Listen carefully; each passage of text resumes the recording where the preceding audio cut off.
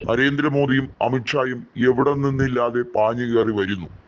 അത്യന്തം ഡ്രമാറ്റിക്കായ നാടകീയമായ രംഗങ്ങൾ. ഇവർക്ക് രണ്ടുപേർക്കും വന്ദേ മാതരത്തിന്റെ പൂർണ്ണമായ രൂപം അറിയത്തുപോലുമില്ല.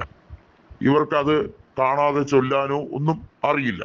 അതിന്റെ അർത്ഥം എന്താണെന്ന് പോലും അറിയാമോ എന്നറിയില്ല. പക്ഷെ ഒരു കാര്യമുണ്ട്, ഇവർ രണ്ടുപേരും തെറ്റായ സന്ദേശം ഈ രാജ്യത്തിന് കൊടുക്കുകയാണ്. വന്ദേ മാതരം ആലപിക്കാത്ത പരിപാടികൾ എന്നത് രാജ്യവിരുദ്ധ പരിപാടികളാണ് എന്ന് ചിത്രീകരിക്കാനുള്ള തത്രപ്പാടിലാണ് ഈ രണ്ട് മഹത് വ്യക്തികൾ. അതായത് ഇപ്പോ പുതിയ രീതിയിലുള്ള വർഗീയ ധ്രുവീകരണത്തിന് വേണ്ടിയുള്ള ശ്രമങ്ങളാണ് രാജ്യത്ത് നടക്കുന്നത്. അധികാരം മൂന്നാം തവണയും കിട്ടി. ഇന്ത്യയിലെ ജനങ്ങളെ മുഴുവൻ ധ്രുവീകരിച്ച് വോട്ട് ഷെയർ വർദ്ധിപ്പിക്കാൻ ശ്രമിക്കുന്നു. അതിൽ മൂന്നാമത്തെ ലോക്സഭാ തെരഞ്ഞെടുപ്പിൽ ചെറിയ ഒരു അടി കിട്ടിയിരുന്നു. എന്നാൽ അത് സാരമില്ല, ഭരണം കയ്യിൽ ഇപ്പോഴും ഉണ്ടല്ലോ, സേഫായി തന്നെ മുന്നോട്ട് പോകാം. നാലാമത്തെ ലോക്സഭാ തെരഞ്ഞെടുപ്പ് എത്തുമ്പോഴേക്കും തെരഞ്ഞെടുപ്പ് എന്ന സംവിധാനം തന്നെ ഇല്ലാതാക്കാൻ വേണ്ടിയുള്ള ഭൂരിപക്ഷത്തിനായി ശ്രമിക്കാം. അതായത് 4/3 ഭൂരിപക്ഷം കിട്ടിയാൽ ഈ രാജ്യത്തെ തെരഞ്ഞെടുപ്പ് സംവിധാനത്തെ തന്നെ ഭേദഗതി ചെയ്ത് പുതിയ രീതിയിലുള്ള തെരഞ്ഞെടുപ്പ് കൊണ്ടുവരാം.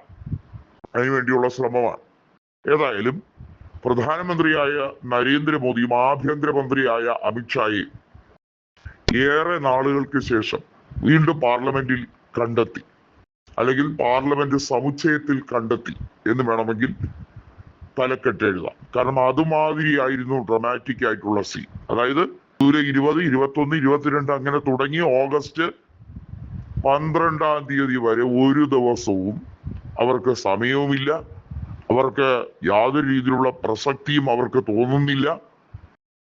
രാജ്യസഭയിലെ ചെയർപേഴ്സണായ CP രാധാകൃഷ്ണൻ അമിത്ഷായെ നേരിട്ട് ഹാജരാക്കാൻ പറ്റുമോ എന്ന് കിരൺ റിജുവിനോട് ചോദിക്കുന്ന അവസരം വരെ ഉണ്ടായി. അത് മാത്രമല്ല, ലോക്സഭയിലെ സ്പീക്കറായ ഓം ബിർളയും വലിയ പ്രതിസന്ധി നേരിടേണ്ടി വന്നു. പ്രതിപക്ഷ കക്ഷി അംഗങ്ങൾ എന്തുകൊണ്ട് പ്രധാനമന്ത്രി ഉത്തരം പറയുന്നില്ല, മറുപടി പറയുന്നില്ല, ഞങ്ങൾക്ക് പ്രധാനമന്ത്രിയിൽ നിന്നും മറുപടി കേൾക്കേണ്ട ആവശ്യമുണ്ട്. പക്ഷെ അവർക്ക് രണ്ടുപേർക്കും സമയമുണ്ടായത് വന്ദേ മാതരം മുഴുവനായി കേൾക്കാൻ മാത്രമാണ്. നിന്ന് കേൾക്കുക, മറ്റുള്ളവരെ നോക്കി പറയുക, ഞങ്ങൾ കണ്ടോ, ഞങ്ങളുടെ ഭരണകാലത്താണ് ആദ്യമായി വന്ദേ മാതരം അതിന്റെ 6 ഭാഗങ്ങളുള്ള ആ ഗീതം മുഴുവനായി ആലപിച്ചത്. അതായത് ബങ്കിം ചന്ദ്ര ചാറ്റർജി എഴുതിയ ഈ മഹത് ഗാനം ഞങ്ങളാണ് ഇന്ത്യ മുഴുവൻ അറിയപ്പെടുന്ന ഗാനമാക്കി മാറ്റിയെന്ന് ചിത്രീകരിക്കാൻ ശ്രമിക്കണം. എന്തൊരു വിരോധാഭാസമാണെന്ന് നോക്കണേ.